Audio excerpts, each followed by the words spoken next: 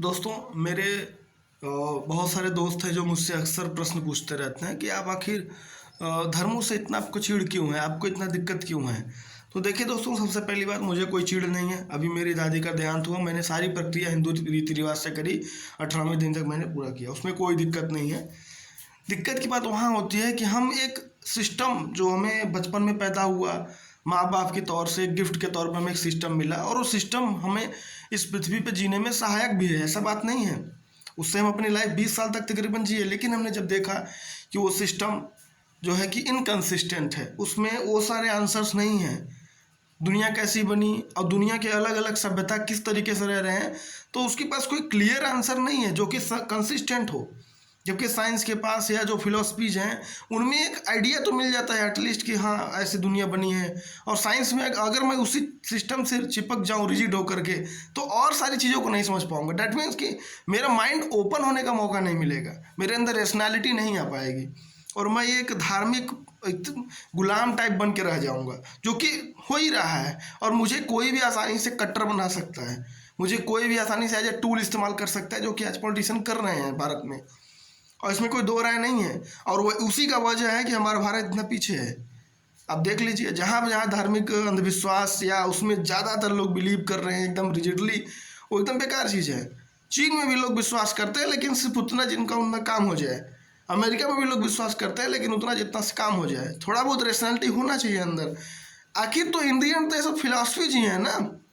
अब जैसे मेरी दादी का देहांत हो गया, तो अब उस लाश का क्या करूँगा मैं, तो मुझे एक प्रक्रिया अपनानी पड़ेगी, चाहे उसको जलाऊं या दफन करूँ। ऐसे फेंक तो नहीं सकता पब्लिक में, कहीं भी आउट में नहीं कर सकता, तो मुझे एक प्रक्रिया चाहिए। तो उसके लिए चलो भाई कोई दिक्कत नहीं है, इस प्रक्रिया से जला देते हैं, इस प्रक्रिया से पूरा कर देते हैं। हाँ, उसमें कुछ दिक्कत है, मैं उसको रेज भी करता हूँ कि यार ये जो 13वीं का होता है आखिर क्यों है, इतना बर्डन क्यों है सोसाइटी का कि हमको 13वीं करना ही है, 1-2 लाख रुपए और खर्च करने हैं। क्योंकि ऑब्वियस सी बात है, भारत में ज़्यादातर लोग आजकल अपनी स्वाभाविक मृत्यु से पहले ही मर जा रहे हैं। डैट मीन्स कि वो कहीं ना कहीं हॉस्पिटल में भर्ती हैं, मेडिकल का एक्सपेंसेस अलग है, खर्चा है। उसके अलावा आप चलो 13वीं करो, तो ये बड़ा बर्डन है, इसको हटा देना चाहिए एटलीस्ट, कि 13वीं तो हटा दो। सोसाइटी को जहाँ मिलकर सपोर्ट करना चाहिए वहाँ उल्टा है। 1 लाख 2 लाख 2.5 लाख 4 लाख रुपए तक अपने क्षमता से बाहर जाके लोग इसको करते हैं। और कहीं कहीं तो इतना रिजिड है कि मरने के जो है कि लाश फूकने के बाद ही वो लोग वहीं पे खाने पीने लग जाते हैं। ऐसा मैंने सुना, मेरे रिश्तेदार वगैरह रिलेटिव बता रहे हैं कि बहुत जगहों पे तो ऐसा है, मेरे यहाँ ऐसा है वैसा है। ये बंद होना चाहिए, ये ढकोसले हैं, इनको बंद करो। कुछ जो चीज़ें हैं रेशनल हैं, जो थोड़ा सोचने में लॉजिकल है, उनको अपनाओ, बाकी को हटाओ। एक कास्ट सिस्टम वाला देख लो है, क्यों हमें जाति में बांट के रखा गया है, उसका फ़ायदा कौन उठा रहा है? पॉलिटिशियंस उठा रहे हैं। हमें वो चीज़ें आंसर नहीं मिल रही हैं। और अलग अलग हम अगर ओपन माइंड नहीं करेंगे तो अलग अलग फ्रेमवर्क हम नहीं सोच पाएंगे। हमारा एक फ्रेमवर्क है, इसलिए सामने वाले का अलग फ्रेमवर्क है, बुद्ध का अलग फ्रेमवर्क है। तो ये सब एक फ्रेमवर्क दिया गया है, एक सिस्टम दिया गया है, जिसमें आप लाइफ को समझ पाओ, लाइफ के जीने के तरीके समझो। साइंस भी एक फ्रेमवर्क देता है जो कि कंसिस्टेंट है, बहुत अच्छा है। अगर एक लॉ आपने समझ लिया तो यूनिवर्स के हर एक कोने में वो लॉ लगती है। उस लॉ से हम चांद पे जा रहे हैं, उसी लॉ से हम मार्स पे जा रहे हैं, उसी लॉ से हमारी मोबाइल चल रही है, ये टेक्नोलॉजी भी उसी मोबाइल से आ रहा है, उसी साइंस से।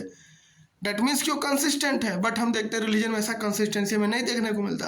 बोलते हैं बुरा कम करेगा ये बहुत भोगेगा, बहुत पछताएगा, लाइफ भर वो अच्छी लाइफ जी के जाता है। बहुत सारे पॉलिटिशियन को मैं देखता हूँ, बहुत सारे अपने आसपास के लोगों को देखता हूँ जो इतने बुरे हैं उनको जल्दी मौत भी नहीं आती है। और जो थोड़े बहुत अच्छे लोग हैं उनकी 50 60 या 70 का ही लाइफ में उड़ जा रहे हैं ऊपर, यानी डैट मीन्स उनकी डेथ हो जा रही है। तो ऐसा क्यों है? इनको कोई भी धार्मिक व्यक्ति प्रॉपरली मेरे सामने एक्सप्लेन नहीं कर पाता, तो मैं सेटिस्फाइड नहीं होता हूँ, सिंपल सी बात है। और मैं कहता हूँ भाई आपकी अच्छी बात है, आप फैलाओ, लेकिन सामने वाले को भी फैलाने दो ना। आप बहुत सारी फिलॉसफीज को बैन क्यों करते हो? आप बहुत सारी फिलॉसफी से डरते क्यों हो? उन्हें क्यों नहीं सामने आने देना चाहते? क्यों आप ऐसा कर रहे हो? डैट मीन्स कि आपके पता है आपकी कमजोरियाँ क्या है। आपको पता है कि लोग अगर पढ़ लिख जाएंगे, लोग क्वेश्चंस करने लगेंगे, तो आपके जो बहकाए हुए हैं चीज़ें उनमें नहीं आएंगे। कुछ चीज़ें अच्छी हैं, उन्हें लेखन रखना चाहिए। जैसे कास्टिज्म बुरा है, उसको बाहर निकालो और उसको तरीके खोजो कि कैसे उसको बाहर किया जाए। उसके पहले जो सती प्रथा था, हमने काफ़ी अच्छे अब तरीके से काम किया, हमारे लोगों ने काम किया। हमारे ही धर्म के ज़्यादातर लोगों ने उस पर काम किया, आवाज़ उठाया। दूसरे धर्म वाले तो आएंगे नहीं, सबको अपने अपने वाले क्लियर करने हैं, क्योंकि जो मेजर रिलीजन्स हैं उनमें प्रॉब्लम है, ऑर्गेनाइज रिलीजन के पास प्रॉब्लम है। तो उसको सॉल्व करने के बारे में सोचिए, उसको एकदम बढ़िया करने की कोशिश कीजिए कि क्या चीज़ें उसको हटा करके बाहर कर दिया जाए, जिससे लोग उस फ्रेमवर्क में भी आसानी से रह सकें। हर फ्रेमवर्क में कुछ न कुछ कमी रहेगी। अगर हम साइंटिफिक तरीके से जिएंगे तो भी कुछ न कुछ प्रॉब्लम्स आएंगी, दुख दर्द पीड़ा तो रहना ही है सब में। और कोई रिलीजियस पर्सन है उसके पास भी कुछ न कुछ प्रॉब्लम रहेंगे, उसका प्रॉब्लम खत्म होने वाला नहीं है। और तो हर सिस्टम को हमें सुधारने की ज़रूरत है, कोई भी तरीका गलत नहीं है। लोगों को किताबें पढ़ने की आज़ादी दो, लोगों को धार्मिक ग्रंथ पढ़ने को समझने को एक्सेसिबल बनाओ। वो लोग खुद ही, अगर अच्छा चीज़ होगा तो खुद ही उठा के अपनाने लगेंगे आपका रिलीजन। आप बताने से नहीं होगा कि ये अच्छा है तुम अपना लो, उसको किताब दो, खुद पढ़ लेगा, खुद जानेगा, तो खुद डिसीजन लेने दो, उसको चॉइस दो, ना कि बाउंडेशन। यही मैं करना चाहता हूँ।